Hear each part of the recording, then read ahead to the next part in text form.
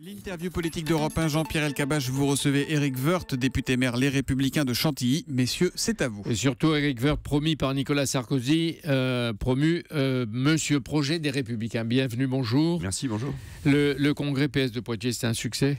Non, c'est pas un succès, c'est un drôle de congrès en fait. Ça devait être un congrès où il devait se diviser. En fait, les frondeurs sont rentrés dans le rang. Monsieur Cambadélis a été extraordinairement agressif et Monsieur Valls a été très menaçant pour les entreprises et très désagréable pour Monsieur Sarkozy. Voilà. Et puis Monsieur Montebourg est venu jeter un pavé dans la mare comme il a l'habitude. Mais avec leur congrès, Éric Woerth, les grands partis cherchent à se rassembler, à se renouveler. Manque de chance, il y a toujours un grain de sable. Est-ce que c'est pas une messe archaïque, un congrès? Non, et que pour les partis politiques, il faut vraiment changer. C'est nécessaire, c'est parce que les observateurs, évidemment, à chaque fois, notent ce qui peut poser problème. Ça a été le cas pour les sifflets lors du congrès des Républicains. Aussi, il y a une très grosse différence. Votre propre congrès. C'est vrai, mais enfin, en même temps, il y avait beaucoup d'applaudissements. Et le congrès des Républicains, s'il était Poitiers fondateur... aussi, on les a entendus. Nous, ça, je les ai pas entendus, ceux de Poitiers. Il fallait y aller. Pour les Républicains, c'était le lancement des Républicains. Et ça a été un succès. Et les uns et les autres ont pu exprimer leurs convictions. Et ça a été un succès aussi. C'était un vrai congrès de rassemblement et de lancement des Républicains, je le rappelle. Oui, mais pour attendre de savoir si pour les Poitiers, c'était un congrès de rassemblement, il faut Poitiers, c'est devenu le congrès de Montebourg, c'est-à-dire l'anti-congrès. Ouais. Les ténors des Républicains n'ont rien dit du déplacement Poitiers-Berlin de Manuel Valls pour assister à un match de foot. Est-ce que ça vaut une polémique, ça ? Je sais pas. Enfin, évidemment, ça peut choquer. Je le comprends. En tout cas, ça vient totalement à contre-courant de ce qu'a dit Monsieur Hollande lorsqu'il était candidat, quand il parlait de président normal. Il tapait l'ancien président, le gouvernement sur ses comportements, et on voit bien que on n'est pas. Voilà. Je veux pas en rajouter là-dessus, mais parce je pense que vous en faites autant. Avec vos amis. Enfin, franchement, je crois pas. Mais en même temps, c'est une posture que M. Hollande avait beaucoup critiqué, et on voit bien que tout ça a totalement explosé. Et M. Valls, il doit assumer, tout simplement. Il doit assumer, parce que j'entendais M. Sapin, tout ça, ils font la danse du ventre, ils essaient de trouver des vraies raisons. Non, il n'y avait pas de raison particulière, et à ce moment-là, voilà, il doit assumer. C'est une décision qu'il a prise, il doit l'assumer. Vous êtes plus modéré que certains de vos amis qu'on entendait hier, par exemple, sur Europe 1, Thierry Soler, qui disait que c'est une faute morale et politique. La cible privilégiée des socialistes, ça reste Nicolas Sarkozy, qui anime tous les congrès, les débats, les fêtes de la majorité socialiste. Pour Manuel Valls, il est un problème pour le pays. Pour Jean-Christophe Cambadélis, il invente la République Canada Dry, ça ressemble à la République, mais ça n'est pas la République. Ouais, enfin les jeunes d'ailleurs ne savent plus du tout ce que c'est que le Canada Dry, donc il faut qu'il revoie ses formules, Monsieur Cambadélis. Et puis en même temps, pas forcément les siennes. Non, c'est pas les siennes, c'est celles de communicants. Son discours était un discours de pur communicant. Enfin, il y avait absolument rien. Enfin, Cambadélis, c'est le contraire de ce que doivent être les hommes et les femmes politiques d'aujourd'hui, c'est-à-dire avoir du fond et pas être de purs et simples apparatchiks. Monsieur Valls s'est trompé. Alors, ce qu'il dit que la République est en danger, ou que Monsieur Sarkozy est un problème pour la France, c'est Monsieur Hollande qui est un problème pour la France. Sa langue a dû un peu fourcher, il s'est trompé de président. Et c'est la vérité. Mais vous oubliez que c'est un prêté pour un rendu. Nicolas Sarkozy avait bien accusé le président de la République de terrifiante médiocrité. C'est d'une sorte de ping-pong. On va essayer de parler du fond. Mais encore, c'est du fond, ça. Oui, une partie de Poitiers a été polluée par la tribune dans le journal du dimanche d'Arnaud Montebourg et de son ami, le banquier d'affaires Mathieu Pigasse. Qu'est-ce que vous y avez trouvé de neuf, vous l'expert? D'abord que les banquiers d'affaires se travaille beaucoup avec le gouvernement, et moi je me souviens du discours du Bourget sur la finance. C'est assez étonnant comme système. Je n'ai rien trouvé de neuf en particulier. Cette tribune qui est co-signée par M. Montebourg et donc un autre banquier d'affaires qui est d'ailleurs parfaitement réussi dans son domaine, M. Pigasse, qui conseille d'ailleurs le gouvernement grec, probablement pas gratuitement d'ailleurs. À l'intérieur, c'est quoi? C'est d'essayer de provoquer le Parti socialiste pour dire il faut distribuer plus de pouvoir d'achat.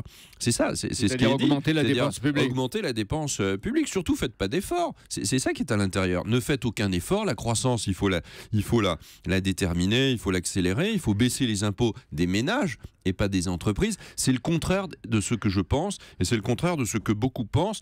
Il faut au contraire faire en sorte que les entreprises dans notre pays soient au cœur de notre politique. C'est elles qui créent la richesse. C'est pas en distribuant du pouvoir d'achat à crédit, payé par les générations futures. Si on veut que ce soit nos enfants qui soient nos propres banquiers, alors on doit continuer comme ça. C'est une tribune qui, j'ai trouvé être assez scandaleuse pour éviter toute politique courageuse et toute politique de réforme. Ça lui donne pas des chances ou des possibilités d'être un candidat socialiste à la présidentielle? Montebourg est le symbole de l'échec au gouvernement. Ça a été un ministre qui n'a rien redressé. C'est un ministre qui a toujours menti, je le dis. Et puis qui fait des allers-retours comme ça, des va-et-vient. On ne peut pas uniquement fonder l'avenir de la France sur des postures de communication. C'est de la communication et c'est une très mauvaise façon de faire les choses. J'aime bien les gens sérieux. Ce que vous dites, Éric Woerth, va faire plaisir pour une fois aux socialistes. Vous pensez comme... Oui, j'ai vu qu'il le prenait assez mal. Demain, le président de la République et le Premier ministre vont lancer une série de mesures en faveur des 3 millions de PME qui concentrent près de la moitié de l'emploi salarié.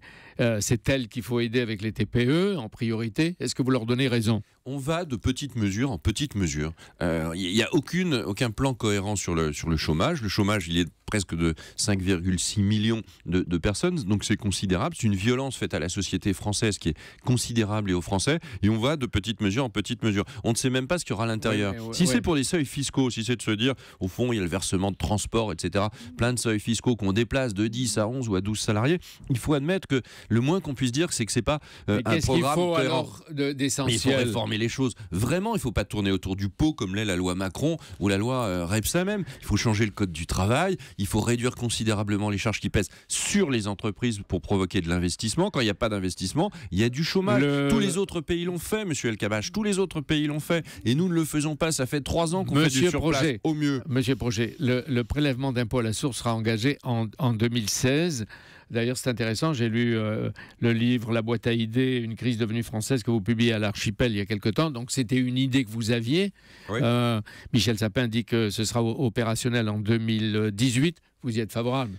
Mon livre paraît cette semaine et je l'ai écrit il y a déjà quelques mois. Oui, moi j'y suis plutôt favorable. C'est pas d'ailleurs vrai pour toutes les personnes qui sont dans ma propre famille politique, mais je pense que ce sont des modalités de prélèvement de l'impôt. Ce n'est pas une réforme fiscale. Et quand on m'explique que le prélèvement à la source c'est le début d'une grande réforme fiscale, ils nous ont déjà fait le coup il y a 2 ans. Aujourd'hui, on voit bien que c'est pas du tout le cas. Et évidemment, ce ne sera mis en œuvre qu'après les élections présidentielles, comme la plupart d'ailleurs des réformes. Mais Michel Sapin est une réforme pratique et plutôt populaire. Si la droite revient au pouvoir, il s'inquiète. Est-ce qu'elle pourrait la remettre en cause? Je peux parler qu'à titre personnel. Moi, j'aurais pas tendance à remettre en cause. D'ailleurs, je ne remettrai pas grand-chose en cause pour tout vous dire, parce que je pense que c'est beaucoup d'énergie pour rien. Comme ce sont des réformettes la plupart du temps, il faut au contraire construire nos propres réformes. Justement, vous êtes chargé du nouveau projet, du nouveau parti. Est-ce que c'est un projet pour tous ou un projet pour Nicolas Sarkozy? C'est un projet pour tous, c'est un projet des Républicains. Il ne peut pas y avoir de socle commun de pensée quand on est dans la même famille politique, donc il faut qu'il y ait ce projet commun ensemble, et c'est donc là, c'est pour ça qu'il y aura des primaires utiles. Les primaires fonctionnent avec un socle commun de conviction, et le projet c'est un socle commun de conviction. Oui, mais après chacun viendra avec son projet. Oui, mais c'est parce que c'est la primaire, mais il doit y avoir un socle commun, je peux pas dire autrement, et j'irai voir Alain Juppé, François Fillon, chacun devra y participer, parce que c'est l'intérêt de chacun que nous sommes dans la même famille politique. L'un va avec l'autre. Un programme collectif, chacun après amènera sa propre pierre, bien évidemment, pour consolider notre exercice de primaire. Mais ça veut dire que si chacun a à un moment ou à un autre son projet à partir de votre socle, Juppé, Bertrand, Fillon, Le Maire, c'est kiff-kiff. Ce ne sera pas le cas. Il y aura bien, on partage les mêmes idées parce qu'on est dans la même famille politique, puis chacun les portera avec sa propre personnalité. C'est la condition sine qua non d'une bonne élection primaire. Ça finira pas dans un placard ou à la poubelle? Non, ni dans un placard, non, sur des bureaux et sur des plateaux télé et dans la lumière. Merci Éric Woerth d'être venu ce matin en direct sur Europe 1. Jean-Pierre, à demain matin. Bonne journée.